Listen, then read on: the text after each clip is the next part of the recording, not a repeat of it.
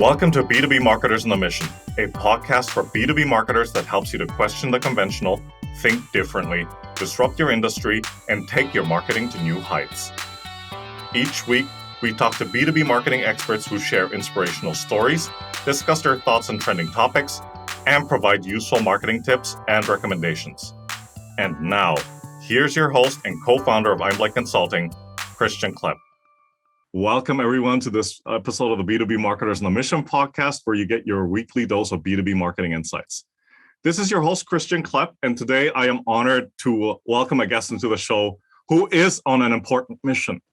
And that mission is to promote better and more globally minded organizations, where diversity is a strength that can thrive alongside innovation. So coming to us from Munich, Germany, Liz Fendt. Ich würde mal sagen, schönen guten Tag und herzlich willkommen. Welcome to the show. Thank you very much, Christian. And that was perfect. Austrian German, if I'm not wrong. Yes, that's right. Austrian German. Not to be confused with Bavarian German, but who's counting? Liz, I really enjoyed our previous discussion. If it were up to me, I would have hit record and we would have recorded that as an interview on its own. But I'm looking forward to this discussion, and I'd just like to give a shout out to Jasmine Matarossi, and thank you so much for the connection. Right. So let's get started with this conversation. So you're the Global Chief Marketing Officer at TÜV SÜD, and you've been a champion at advocating diversity and innovation in the workplace. So talk to us about why you believe these two factors are so crucial to an organization's success and why you think they go hand in hand, I think is the more interesting point. Okay, fantastic. Thank you very much for the question, Christian. So I would actually say that it's almost become incidental. So it's not that I went out on a mission, 12, 15 years ago to say I am going to become an advocate for diversity and inclusion, but it's incidental in the way that over the years, and due to the fact that I have worked and traveled and lived in so many different countries, I have collected so much life experience and professional experience in those different countries and cultures that it then became integral to my being and the way I turned out to become the leader that I am today. And about 10 years ago, I was offered an opportunity, which I couldn't say no to, and I'm glad I didn't, which was to start up a global marketing team. So it was the first of its kind in the group. And I was based at that time in Singapore, having previously lived in Hong Kong and Taiwan and India. And I think through the fact that I had seen headquarters of this German company through the eyes of somebody who's not based there, I was very sure about the fact that I wanted to lead this team, not based out of the headquarters. I did not want to become an ivory tower corporate function head. And it was very important to me that I retained that sense of perspective and that global understanding that myself and my team at the time had. So I took the team with me. I was heading up Asia Pacific marketing, and I asked the team members to join me on this mission to go global. And I was lucky enough to have other team members join from Germany.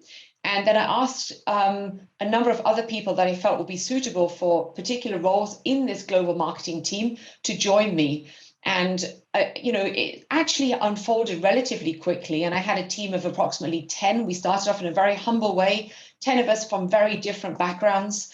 I think we had about 6 or 7 different nationalities in those 10 people. And we were based in 2 locations. In fact, after about 1 or 2 years, we were based in 4 locations, but reporting all directly into myself. Now, we already had seen the things that we needed to change. Having been in the company, most of us for quite a number of years, and we saw the brand. I'll give you something specific. We saw the brand as a brand not from the eyes of somebody in Germany who's a German, but from the eyes of somebody who's in Asia. And we're talking about innovation and diversity and how those things go hand in hand. I think it was extremely important that we had different opinions on the table on the same topic. So sticking with the example of branding, there are about 5 of us who had very different opinions about where we wanted to take the brand because we'd seen the brand from those different perspectives. And we had some really healthy discussion about, do we want it to take in direction A or B or C?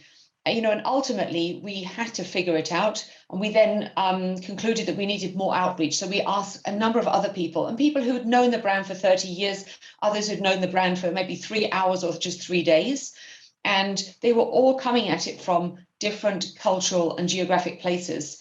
And I think had we not done that, and had we not been the global team that we were at the time, we wouldn't have been able to transform the brand into what it is today. So we could see that TÜV SÜD was effectively on a journey to becoming global, but it still held this German heritage a little bit too tight.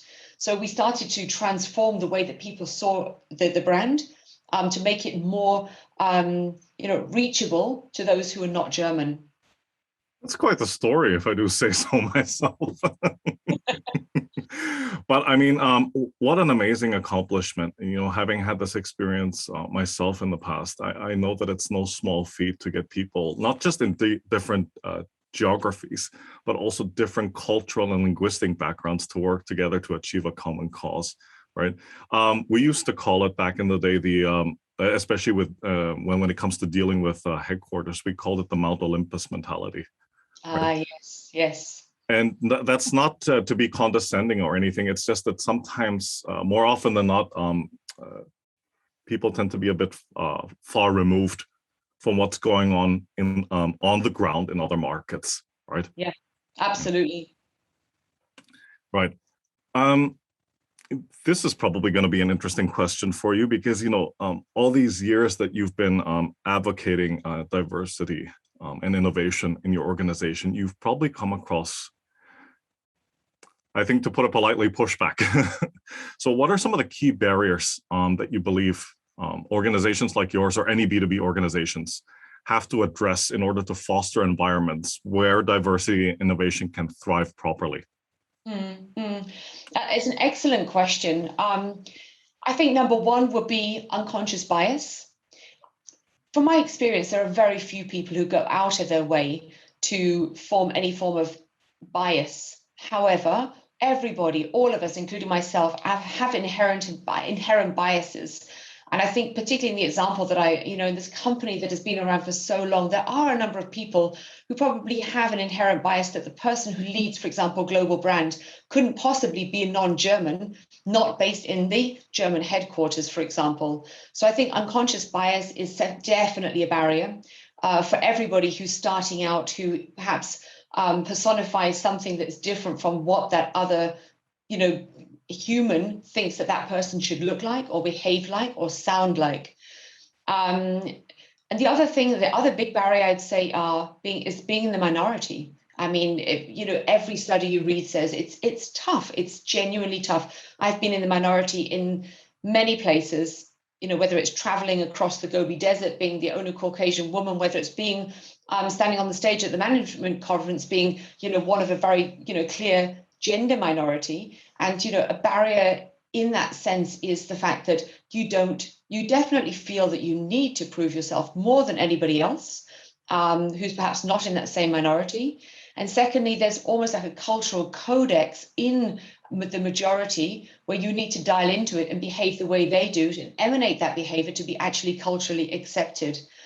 So, if you're going to perhaps ask me what would I do to address some of those barriers, I think, and it's really important, 2 areas. Number one is education. I think the more you understand, ideally and preferably firsthand, how somebody else thinks and how they are, and they're not against you just because they look or sound or behave in a different manner to you. So ideally firsthand education and experience and immersion into a more diverse environment is really the best mechanism to really get people to foster inclusion and diversity. And I think another area I would go for is psychological safety. So for those who are not familiar with that, it's very, very important. It's basically creating an environment where those who are different or in a minority feel they're in a safe space. And for me as a leader, it's imperative that I am the person moderating and really driving that psychological safety. So, for example, psychological safety, to be specific, would mean that if you're in an environment where some cultures are unlikely to speak up as much as others, you create a different environment whereby you can say, if you have any questions or you have any comments, you can raise those. You can raise those anonymously. You can raise them through the chat function, or you moderate a session such that you ask each person individually for their contribution. Otherwise, you'd be in a situation where some speak up a lot. They're the ones who probably feel more familiar. And those who feel that they're in a minority, they don't feel that psychological safety and the ability to speak up. So really it's about coaching and moderating and leading to ensure that that entire experience is inclusive. Those are some incredibly insightful and also extremely valuable points. And I think, at least from my own experience, where I've seen these solutions being put into, being implemented effectively, I've seen them in Singapore and here in Canada as well. And these are things that were advocated by the government. So both of these countries are very multicultural. Canada is on its way to becoming quite a multicultural country. And one of the things that they do advocate here is the strength of diversity, right? Yeah. In fact, since 2002, there's an official holiday, June 27th, I believe it is. It's Canada Multicultural Day, right? And it's basically, and you see it on their websites, they educate people on the different cultures and what practices and traditions they have, and they observe these holidays, and this is what kind of food they eat, and this is how they prefer to interact with others, right? And again, to your point, it's about education and immersion, and it starts also here at a young age, right? So people are educated on the differences, and not that the differences are supposed to be feared or avoided, they're supposed to be respected and embraced. And just to understand that we are in a society where people come from different cultures, and that's okay. And I think it's very important also, that you honor and respect the traditions you just mentioned. For example, I see a lot of leaders say, okay, it's Christmas, but it's not Christmas for everyone. It might be, the festival of Diwali, it might be Eid, it might be Chinese New Year. I think it's important that we are very familiar with major cultural traditions and not those just in the Western world, and that those are equally honored and respected. And if there's less education around some of them, that we as leaders sort of are there to impart information and share and really build that knowledge. And as you say, to remove those barriers. Yes, no, that's absolutely right. That's absolutely right. Talk to us about a challenge, and again, on the topic of diversity and innovation, that you and your team have managed to solve in the past 12 months. All right, I'm gonna go with innovation. And it was a big one, yeah. So, 10 years in, but actually we were 8.5 years in, we were sort of pretty rock solid as a global marketing team. So fast forward, I said, with our humble 10 starting employees, at this point we've moved on to, there are 30 of us in the core team, and there are about 140 outside. So in total, we have 170 marketeers, which sounds fantastic, right? But things started to change, right? Customers and their preferences changed. The transformation of the digitization of transactions, was overtaking us and our capability as a team. And I'd set up this wonderful team structure, everything was hunky-dory, we were sailing in a good direction. And then suddenly we realized that, hang on, this might actually not be the direction that we should be sailing in for the next 10 years. So we had this sort of moment of truth of, it's time to really sit down and think about where we're going to pivot to. And the big challenge, of course, with any big digital transformation and innovation is, do we have the right resources? Do we have the right people on the bus? And are they sitting on the right seats? So, it was a really tough gig to make an entire transformation of the 170 folks. We started with the global team first and gave some really deep thought as to how we're going to future-proof the organization. So I really took down everything we previously had, and we basically went back to the drawing board and considered what the requirements are from our customers, both the internal customers and external. And then we rebuilt and restructured the global marketing team in order to drive a much faster digital acceleration than we had in the past. And that meant getting out of the comfort zone, hiring people, to be honest with you, for skill sets that I had not previously come into contact with myself. So how are you going to make sure that you hire the right people? And ultimately, it's about getting started, right? So I had 2 people who I thought were going to be suitable for the job, and then they were instrumental in hiring the other digital experts that we needed. So we got folks in for pay-per-click, we got search engine optimization, social media, we have a MarTech team now in place. And that has become, and each of those sub teams then created a strategy 2025, now 26. That was one part of it, right? And the second part, it's still part of the challenge, is really how you're going to digitize and revolutionize how we do field marketing. Because, it's feasible to upskill some people, and some others, it's going to be a tougher gig to really pivot their skill set from more conventional, traditional channels onto digital marketing skill sets. So I think we're on a journey of transformation. I think we're well underway. We're in good progress. But it's really the challenge, I think, in terms of innovation, is how we're going to innovate at the same time across the organization. And are we going to still be able to keep pace with innovation, which we all know is almost faster than how we can innovate as a company? That's quite a feat. I mean, and certainly this is something I would say it's not unique just to your organization alone. I think many organizations have had to grapple with this reality. If they haven't done it like in the past couple of years, they certainly did it last year when the world went into lockdown, right? Because digitization was not just a buzzword, but it was something that was on the top of every organization's agenda. And how do we do it quickly? How do we do it efficiently? How do we do it with the resources that we have? Or to your point, if we don't have the resources internally, can we find somebody that can support this endeavor externally? Yeah, right? Absolutely. Yeah. Okay. So do you believe that diversity and innovation can give marketing a more strategic role in B2B organizations? And if yes, how? I think if you have a very diverse and widespread team, you need to be more strategic in the way you act and you behave. Why is that? It's because you need greater guardrails in order to be able to guide people who are not intrinsically in tune with one another because they speak the same language, they're sitting in the same office.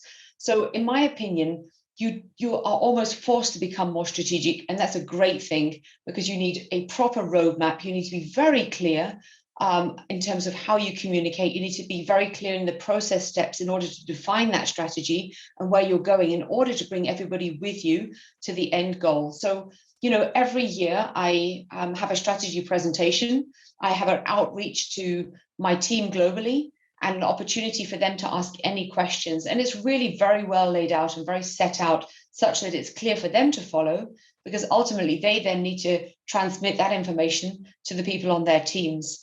So it's an inadvertent answer to your question. It makes me as a leader more strategic, having a highly diverse team. And the other answer to your question is, I think having a more diverse team makes marketing more strategic in the sense that we have far more information at our fingertips than we would have were we to be sitting in one place. So the access to the way that customers behave, the channels they use, the search words that they're typing in. I mean, if I only had, for example, a team based in Germany, they wouldn't have access to that information on WeChat. They wouldn't know, that certain forms of social media channels just don't work, for example, in Korea and Japan. So that information that I obtain through this global nature of the team and then literally sitting in different places provides me with information that's invaluable to the CEO and also empowers us to become more strategic as opposed to a traditional, more support function role as a marketing team. You brought up so many interesting points, and it was also going back to something we had discussed in a previous conversation. And as I mentioned, it's something that's I've been thinking about for quite a while because you were talking about giving marketing that louder voice in the organization, that seat at the table in the upper levels of companies or of organizations itself. And to do that, marketing must have or find a way to have that more strategic role. And going back to what you said, making the value that the marketing function provides more visible to the other stakeholders. Definitely. Liz, I mean, this is probably the understatement of the year, but you have quite the reputation as a pioneer. You've implemented a lot of firsts throughout your career, and you've mentioned some of them already. And it was really with the aim of bringing about positive change in the workplace. Yeah. So, for example, at your current organization, at TÜV SÜD, you've pioneered the first ever corporate function headquartered outside of Munich that is staffed by a gender and racially diverse team. And the second one is also you co-founded your organization's Global Women's Network. Right. So talk to us about what inspired you to implement these changes and what are some of the important lessons you've learned along the way? Okay, I think that I have somehow become an agent of change in the organization due to the fact that I could see a need. I could see the fact that we had so much potential as an organization that we were not harnessing on. And as I was sitting there from my Asia Pacific marketing perspective, I could see so many things that needed to have been done that no one was actually addressing. That was just an untapped opportunity. And I thought that I'd wanted to do things differently. I obviously could see what my predecessors and various other corporate functions were doing.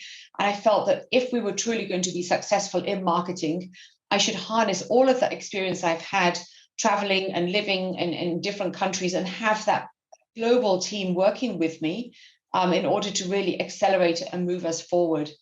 And it was a similar situation with the Women's Network. So, having been with the company for so many years, I realized that at the top, there were so very few women. And I think the older you get and the more life experience you have, you start to want to, give back and pay it forward. So, I think after the umpteenth time of standing at the management conference stage, looking around and thinking, my goodness, there's a sea of wonderful men in this room, but there are so very few women. And I started to ask myself, why is that the case? And then I started asking a number of women. They've said that they don't feel that they are have enough opportunity or don't feel sufficiently empowered or simply just can't see themselves because they see too few role models. And then it came, to being that I spoke to another few, and then we said, okay, you know what? Let's start a women's network, not to build some sort of feminist movement within the organization. On the contrary, we want to be inclusive. It's very important that we, create something that is a very positive sign to the organization and brings women together and also harnesses different capabilities. And I wanted to share something that I thought was quite interesting. So you can imagine over the global, marketing experience over the last 10 years, there's some things that have worked very well. And one thing that I'd like to say is I've built within each of the regions a center of marketing excellence. So we don't just have the global team based in these 2 locations, but we have 6 additional centers of marketing excellence. And they are my ears to the ground in the markets. And it's a dialogue. It's not, me as headquarters saying, let's do this and you have to just follow. But no, they have an equal seat on the table with me, and I want to actively listen to what they want to play into the organization. So when we set up the Women's Network, I thought, you know what, that worked particularly well. Let's do that again. So we have a very small core team. There are only 3 of us. And in each of the regions, we have ambassadors. There are 2 of them in each of the regions. And we have approximately 8 regional, local or national centers for the Women's Network. And those are a wonderful interplay of hub and spoke. Both the marketing and the Women's Network are actually good similar examples of where one concept has worked and been implemented in a different place. And again, for the women's ambassadors, I speak to them on a regular basis together with my other core team members, and they say to me, listen, Liz, this is what we really need in country X. So some of the concepts and programs you're developing are very nice, but they won't work for us. So I've come to a conclusion that you're never going to be able to have one size that fits all, but what is probably going to be workable is an 80-20, where you say 80% of what you're developing is going to work in most of the markets, and then 20% localization. And we've allowed that for marketing, we've allowed that for the Women's Network, and I think that gives people a sense of ownership, and it respects their local requirements and enables them to also have a bit of a legacy for themselves and drive something that they have truly created. And now we've got to the point with a marketing organization where some of those local activities are played in, let's say, on a use case or a case study experience exchange, and they're then used by another market. But we're not, as a global team, responsible to drive them. So these initiatives have clearly made some visible progress. All these achievements have indeed come to fruition, not all at the same time, also depending on different markets, I'm sure. Right? Yes, absolutely. Yeah, on to the next understatement of the year. You have quite the adventurous spirit, and I guess the German description of it would be an unruhiger Geist. So talk to us about one of these trips that you had that was quite a challenging one, and how that experience has influenced you personally as a leader in the corporate world. Thank you for asking this, Christian. And I'm going to talk about something that some people feel very uncomfortable talking about, and it's failure. So I was 28 at the time, and it was actually one of my first bigger mountains. So I was attempting to climb Mount Kilimanjaro. I trained for the 9 months. I'd done everything right. And I would say, looking back now, overzealous, certainly overambitious, and quietly confident, or perhaps actually loudly confident about the fact that, you know what, this is going to be like such a walk in the park. I'll just run up more or less. And I remember starting and not feeling particularly well. So I'd eaten something that had upset my stomach 2 days before I started this trip. Anyway, I thought, I'm not going to listen to the inner voice. I'm just going to keep doggedly at it. And I walked too fast. And it was my first high altitude mountain. And by day 4, I started to feel very ill. And it was the morning of the summit. And as I woke up, I knew that I was not going to be able to summit, but I kept trying to push on and push on and push on. And at some point, the guide turned to me and said, listen, Liz, we will have to leave you back and leave you behind. We're unable to summit with you. You're clearly too unwell. Your eyes are dilated. You are showing some very serious signs of sickness. I'm sorry, but you're going to have to descend.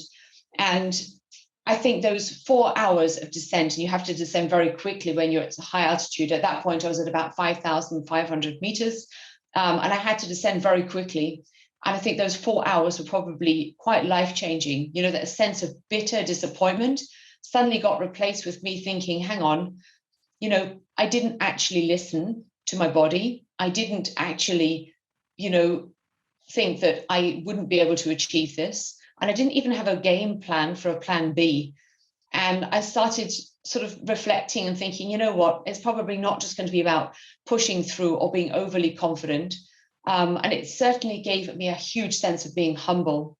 So fast forward, I think 15 years, I'm climbing Mont Blanc. I'm a far more experienced climber. I've got all the training behind me, and I'm roped to 3 other people.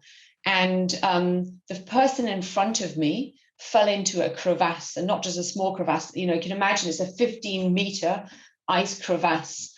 And I think had I been the 20-year-old self that I was, I'd have probably got very irritated and, thought, well, he's just holding me back.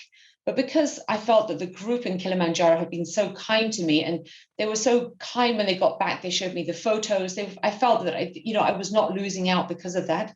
And I've experienced so much failure myself. And the guide in Mont Blanc said we were unable to take this person.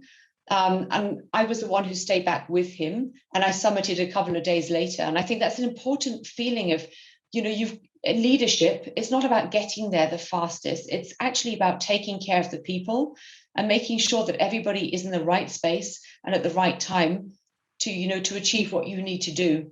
So it's definitely been a humbling experience. I've been on several tours and mountain adventures since, where I've taken women up mountains who've never climbed before. And I always make sure I keep at that person's pace. I think doing things too fast and leaving people behind in a professional and a climbing sense is not going to work.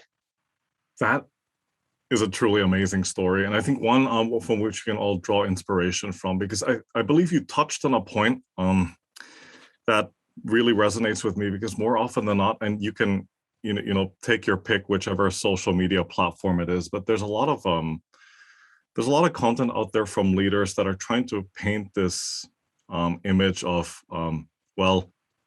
perfection and flawlessness, which I think is inauthentic, right? Yeah. But back to your story, I think what you've displayed with your struggles and this experience you had on Kilimanjaro, and how you learned from that experience rather, and applied it to the trip up Mont Blanc. It's not just learning from your mistakes, but you also displayed empathy, foresight, thinking about your team members, that nobody gets left behind, right? So that in itself is truly inspirational, and I think every leader should aspire to be like that. What's a commonly held belief or a status quo, in your opinion, when it comes to diversity and innovation that you passionately disagree with, and why? Let's start with the diversity piece. I think there's a commonly held belief that diversity is either diversity of gender or diversity of sexual orientation, and it seems to be limited at that. And I think diversity is far, far more than those two assets or aspects or elements of diversity. You think about age diversity, or you think about cultural diversity, or more important, diversity of opinions. So I find it slightly narrow when people always refer to diversity in the LGBTQI piece or the context of gender diversity. And in my opinion, moving on to the topic of innovation, if you really want to drive innovation, you have to be diverse across all of those various aspects. And I absolutely celebrate the fact that I have people in my team who are early 20s and I have people in my team who are late 50s. And I don't think one of those two opinions counts more or less. I think, there are a lot of people who consider that people who've just started in their professional setup are going to have less to contribute. I disagree entirely. I think they have the most incredible fresh pair of eyes that you and I and many others don't have. Similarly, that sort of writing people off because therefore the XYZ is also not okay. My view is that if you have true diversity, age diversity, cultural diversity, religious diversity, sexual orientation diversity, gender, and all of these various aspects, only then do you have this really truly holistic view on a topic. And ultimately, your end game, I feel, should be building a project team that really reflects all those various aspects. We have one team and they do the website in our company. We have someone who's mid-50s. We have people who are early 20s. We have every form of religious diversity in that team. And I think that makes the team truly outstanding. And they are, I think, far more willing and interested to learn from each other because they can all contribute something different. And that, it's not homogenous. It's a very heterogeneous setup. And going back to, I think my main point is it shouldn't just be, one type and one element or aspect of diversity. Yeah, I would say that's some pretty sound advice because more often than not, to your point, it tends to sway one way or the other. But as you were giving your answer and providing your opinion, something else came up, which I thought I'd like to ask you, because it's one thing to implement diversity and innovation within organizations such as yours, but what would you say B2B organizations that are of a much smaller size, but also have to deal with teams across different geographies and linguistic and cultural boundaries? Do you think that they can apply some of these principles that you've talked about in the past couple of minutes? I definitely think so. I mean, there are various setups. I mean, you can definitely probably insource, through agencies that have got diversity. You don't necessarily have to have such a large team yourself that represents all those aspects of diversity. Or you can, for example, reflect diversity if you're doing outreach, let's say customer intelligence programs, that you ensure that you don't just pull your data from one specific demographic source, and that you can definitely segment your data and ensure that you're targeting any of your activities to various age groups, target groups, geographies. And I think therefore, at least the information that you're basing your decisions on is truly broad and diverse in the data points it's collecting from. And as I just mentioned, the agencies you'd be working with, I always look for diversity in the agencies and make sure that you're also not just having an agency based in country X that has one type of person working for it. Yes, that's absolutely right. That's absolutely right. And I think to your point, which you brought up earlier on in the conversation, if you want to implement these initiatives and let's keep them separate, diversity and innovation, there has to be a master plan, a strategy. I mean, am I right to say that? Like, so for example, like, why are you implementing this? Like, how does it benefit your organization? How does it benefit the customers? Because the last thing you want to do, and I'm sure you know where I'm going with this, you don't want to just tick that box and say, okay, well, we've done it. We've covered that field. We've covered that aspect of it. I think that's the definite topic, right? I mean, that's the elephant in the room in many cases is this, pink washing, right? And this is not a checkbox exercise. I think you've got to be truly authentic in the way you pursue, diversity and innovation, ideally as one. And I think that those two should go absolutely 100% hand in hand. Yes, no, that's absolutely right. That's absolutely right. Okay, and just to wrap up the conversation, a piece of advice that you would give people that are thinking about advocating diversity and innovation within their own organizations. What is one thing you think that people should start and one thing people should stop? Okay, I'm going to start with the stop, which would be to stop seeing diversity and innovation as just another corporate thing to execute in one way or another. And nothing against, let's say, centralized projects, but on programs. But I probably would avoid trying to push it out to some sort of corporate communications theme tied up with HR, something or other. I would actually far more think it's the better approach to go for pilot projects, use cases. And you mentioned absolutely 100% correctly about those barriers and thresholds and how we're going to get people across those. And I was thinking in preparation for this today, I think the best thing to do is start small. What we did, for example, when I started the global team, to really make sure that there was sort of the inhibitors are gone, this unconscious bias is out of the room. I buddied up one member of the Singapore team with one member of the German team. And they basically got to know each other on a very small scale. I mean, this is small stuff. It's easy to implement. Right now, diversity initiative in the company, and we are doing some form of meet and eat. So you have a virtual lunch with somebody from a very different background and cultural context to your own. I think another thing I would say is set up small projects. This could be projects for, I don't know, a special project once a week or once a month or once a quarter, where you're putting together a group of people who don't normally work together into one particular project pool to work on an exercise together. And I think it's really important to pull them out of their day job and actually give them quite a different challenge to solve. And believe me, when we've done that, it's always brought fantastic results, because people are very eager to be in a different environment. They learn a lot. They find it engaging. They find it sort of exciting and they also, I think, are in a situation where there's some good, healthy competition between various people within that team. And usually that's where the magic happens. And then that actually has a spill out effect, because once they've done that on a smaller scale, they start thinking, hey, that wasn't so bad.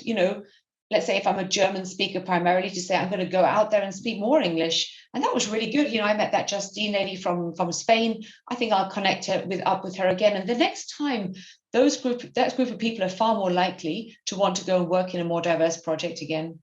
Yeah, no, that's absolutely right. You push them out of their comfort zone, so to speak.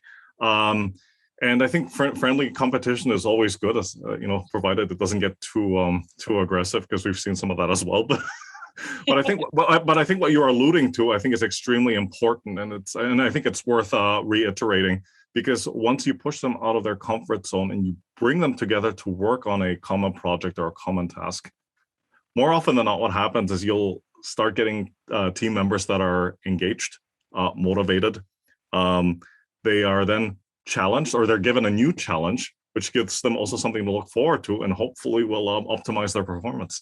Absolutely. Maybe one thing I didn't mention is, if somebody's not comfortable with moving, for example, to a different place, smaller scale stuff. I mean, we've had people going to work in a different country for 3 months, and even those 3 months actually immerses them to the point where they definitely start changing the way they think. And A, do that, and B, they start getting to know the people in that country that they've spent the time in. And then they're clearly more likely to advocate for more international, experiences after that. And more often than not, after we've done the 3 months, it then extends to something else and something else. And in fact, I myself started off by saying, you know what, headquarters Munich, you can send me to Taiwan. I'll just be in Asia for 1 year, so I won't even bother moving my furniture. I'll just keep it in storage.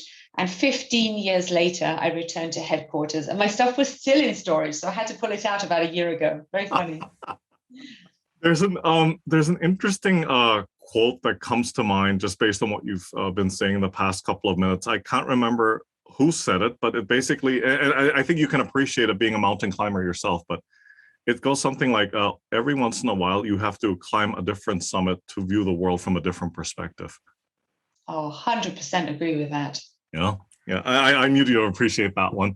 But Liz, thank you so much for coming on the show and sharing your expertise and experience with the listeners. Please do us the honor of telling us a little bit about yourself and how people out there can get in touch with you. Okay, fantastic. So a little bit about myself. I'll try and keep it short. So Sure. you probably can hear this. I'm native British. So I come from a multilingual background myself. My father's German. And when I was 18, after finishing school, I traveled around Europe and then realized that everybody except, the Brits were far more, educated and speaking different languages and having lived all over the place. So I thought, you know what? I'm going to cancel my study plans for the UK. I then moved to Berlin, studied economics and worked for a number of years for AGFA, and I'm passionate about photography. After that, I started with TÜV SÜD. I went around the world for a year. I think that's an important thing to mention. I did it single-handedly as a woman. I spent 6 months in South America and 6 months in Asia, which culminated in me buying a horse and riding over the Gobi Desert on this horse to Siberia and living with a local Siberian family for a number of weeks. Only to return to Munich to think, no way, I need to get out there again. So that's where they more or less gave me a one-way ticket to Taiwan, and the rest is history. I was there working for TÜV SÜD for 15 years. And I hope I've been one of the people in the company who's been instrumental in globalizing and now digitalizing the company. You can get to speak to me at any point through LinkedIn. And I love meeting new people. I will take anyone out to coffee who comes to Munich and wants to have a truly German immersion experience. I'm very willing and able to do that. Fantastic. And the rest, as they say, is history, right? Liz, thank you so much. I mean, as expected, this was an incredibly insightful and informative and thought-provoking conversation. So thanks again for your time. Take care, stay safe, and talk to you soon. Thank you very much, Christian. It was an absolute pleasure to be with you today. Thank you. Bye for now. Thank you. Bye-bye.